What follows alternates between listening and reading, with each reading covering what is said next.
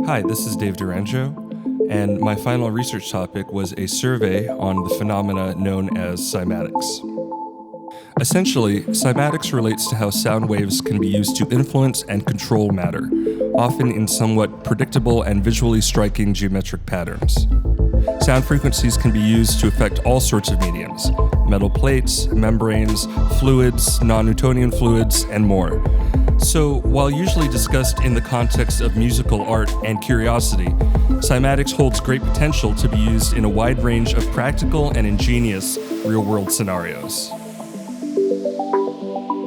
It was towards the end of the 18th century when German physicist and musician Ernst Chladni first devised an experiment that would influence acoustics for centuries to come.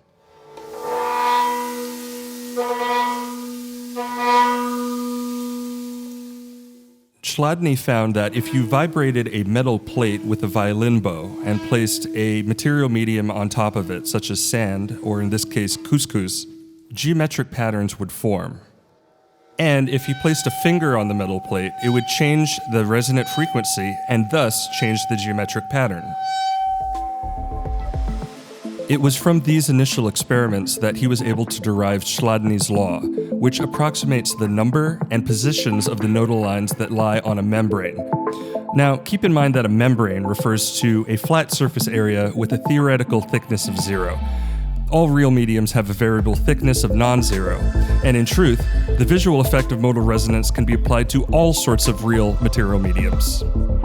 In 1967, the Swiss physician and natural scientist Hans Jenny published the first edition of his foundational work, Cymatics, the study of wave phenomena. In this groundbreaking publication, Jenny pushed the envelope to define a new science, experimenting with resonant frequencies in a variety of new and innovative mediums, and developing new devices and techniques to generate those frequencies. Let's examine how this works. In a standing wave, the point of maximum displacement is called the antinode. This is the point on a vibrational medium that moves the most. Conversely, the point that moves the least, i.e. the point of theoretical zero displacement, is called the node. When a vibrational source is placed at a point on the surface of a shaped membrane of negligible thickness, or a plate, i.e. a flat medium with density and thickness, the vibrational waves emanate outward from the source. When they meet at an endpoint, i.e. the edge of the plate, the waves are reflected back in such a way that it creates a phase difference. This accounts for the complexity of the geometric patterns that would present on something like a Chladni plate. There are many, many factors that determine the resulting vibrational pattern of a medium. Everything is a little bit different, even on a minuscule level, and other factors might include the source vibrational frequency, the plate's dimensions and shape, the plate's thickness, the material's density, and more. As the plate resonates, the points of zero amplitude form geometric lines of zero vibration. These are known as nodal lines of the vibrational mode, a term coined by scientist Michael Faraday. So, when a layer of particles is applied to the vibrating surface of the plate, they become agitated at the antinode points and displaced by the resonant amplitude to find points of stability along the nodal lines. Thus, these nodal lines become visible as the negative image of resonance. I was curious to try all this for myself, so I actually bought a prefabricated mechanical wave kit from a company called Arbor Scientific. Seems like they tailor materials and experiments to provide to educators, perhaps at a high school level, but this came with the basics and some pretty neat things. For one, a sine wave signal generator with an output from 1 to 4,000 hertz. It came with a vibration generator, which would attach to two Chladni plates. One of them was square, 24 by 24 centimeters, about 1 millimeter thick. The other was circular, also 24 centimeters in diameter, both of them made of aluminum. Two of the sources I referenced for my paper had conducted their own Chladni plate experiments, and I was curious if I could replicate their results. Long story short, no, I couldn't, because there are too many variables between their conditions and my own. Think about it. They're in a lab in different countries. I'm in my apartment. My floor is not level, so I had trouble keeping the sand from slipping to the left. Even if our plates were the same size, they could be micrometers in difference, which would affect the resonance.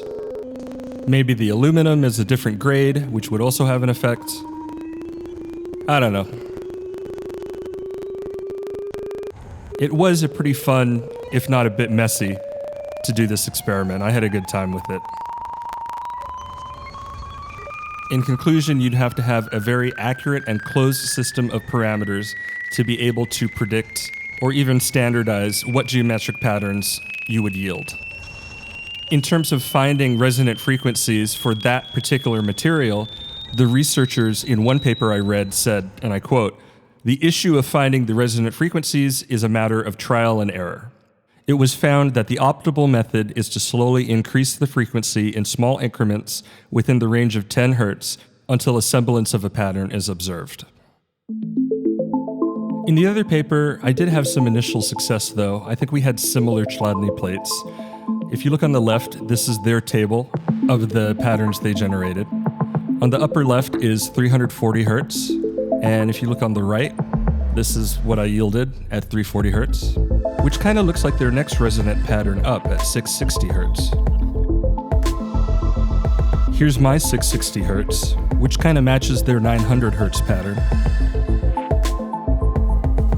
760, meh.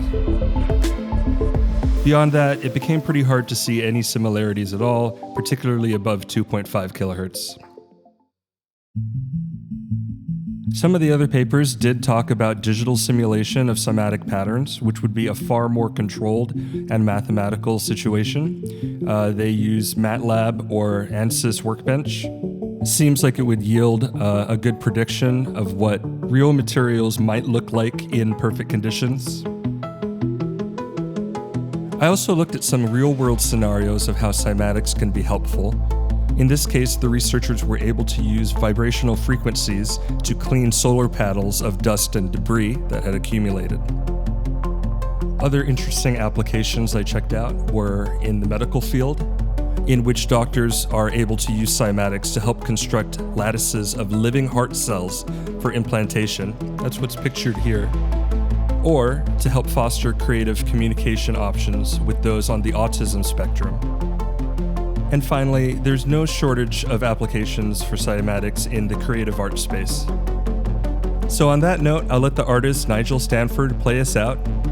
And I'd like to thank you for learning a bit about cymatics with me, Dave Durango.